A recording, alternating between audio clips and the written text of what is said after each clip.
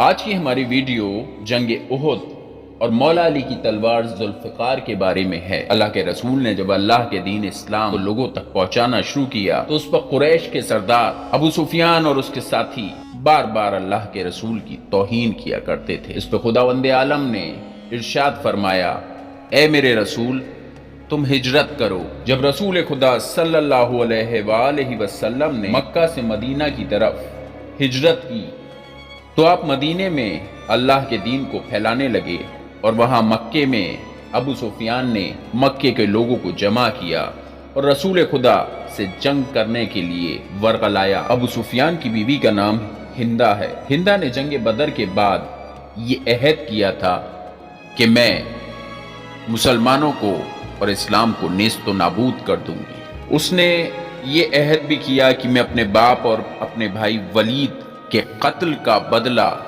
حمزہ اور علی سے لوں گی۔ ہندہ نے ایک حبشی غلام کو بلایا اور اس سے کہا کہ میں تجھے آزاد کرنا چاہتی ہوں، لیکن اس کے عوض میں تجھے حمزہ کا سر لا کے دینا ہوگا۔ ادھر ابو سفیان اور خالد بنت ولید قریش والوں کے ساتھ جنگ بدر کا بدلہ لینے کے لیے دن رات تیاریاں کر رہے تھے۔ 3 ہجری کو 3000 کا لشکر لے کر قریش والے مدینے کی طرف روانہ ہوئے۔ جب مدینے میں اللہ کے رسول کو یہ خبر ملی تو آپ صلی اللہ علیہ وآلہ وسلم 1000 کا لشکر لے کر کوہ احد پر آئے۔ اسی لیے اس جنگ کو جنگ احد کہتے ہیں۔ اب قریش والے اور مسلمان احد کے میدان میں آمنے سامنے آ گئے۔ اب اللہ کے رسول نے ایک پہاڑ پر 50 تیر اندازوں کا ایک دستہ قائم کیا اور ان سے فرمایا، مسلمان اس جنگ کو جیتیں یا ہار جائیں، تم اس جگہ پر ڈٹے رہنا۔ کوئی بھی صحابی شہید ہو جائے یا غازی ہو جائے، پر تم اس جگہ سے نہ ہلنا۔ جتنی دیر میں اصحاب نے اس بات کو تسلیم کیا، ادھر قریش والوں نے حملہ کر دیا۔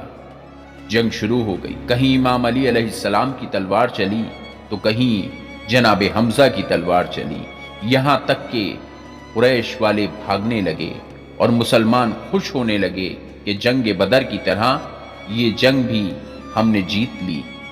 ادھر جب ابو سفیان کی بیوی نے یہ منظر دیکھا تو اپنے حبشی غلام کو بلایا اور اس سے کہا کہ تم جنگ کو چھوڑو، صرف حمزہ کو دیکھو، مجھے حمزہ کا سر چاہیے۔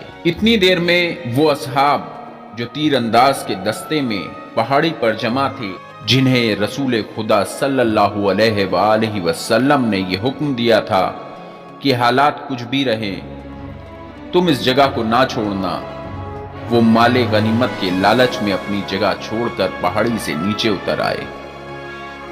بس پھر کیا تھا، جیسے ہی وہ جگہ خالی ہوئی، قریش والوں نے ایک دستہ لیا اور پیچھے سے حملہ کر دیا، اور ایک دستے نے آگے سے حملہ کر دیا اور مسلمان بیچ میں پھنس گئے۔ اسی بیچ اس حبشی غلام نے حضرت حمزہ پر حملہ کر دیا۔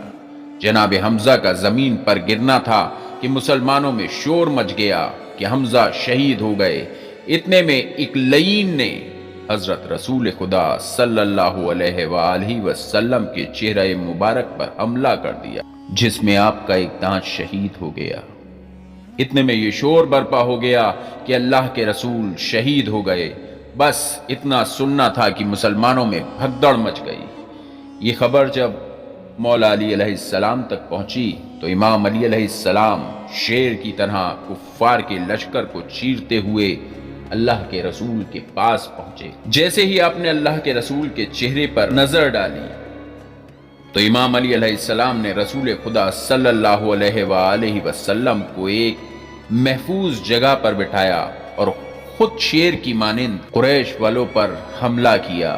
اب ایک طرف امام علی علیہ السلام کی تلوار تھی اور دوسری طرف قریش کے سارے بہادر تھے۔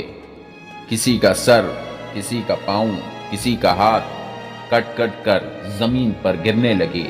اب کوئی بھی کفار اللہ کے رسول کے قریب نہیں آ سکتا تھا۔ اب جنگ کرتے کرتے امام علی علیہ السلام کی تلوار ٹوٹ گئی۔ جیسے ہی تلوار ٹوٹی، امام علی علیہ السلام نے رسول خدا صلی اللہ علیہ وآلہ وسلم کے چہرہ مبارک کی طرف نظر کی۔ اللہ کے رسول نے فرمایا، اے علی، تم اللہ کے نبی کی حفاظت کر رہے ہو، اب وہی پروردگار تمہاری مدد کے لیے ایک تلوار بھیجے گا۔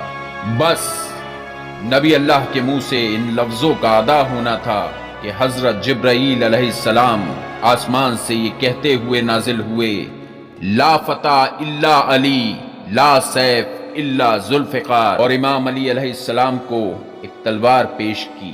اس تلوار کو ہاتھ میں لے کر امام علی علیہ السلام نے کفار پر حملہ کیا تو سب قریش والے بھاگنے لگے۔ یوں اللہ کے شیر نے اللہ کے رسول کی حفاظت کی۔ میرے لاکھوں سلام ہوں رسول خدا صلی اللہ علیہ وآلہ وسلم پر اور ان کے محافظ اللہ کے شیر مولا علی علیہ السلام پر۔ اللہم صلی علی محمد و آل محمد۔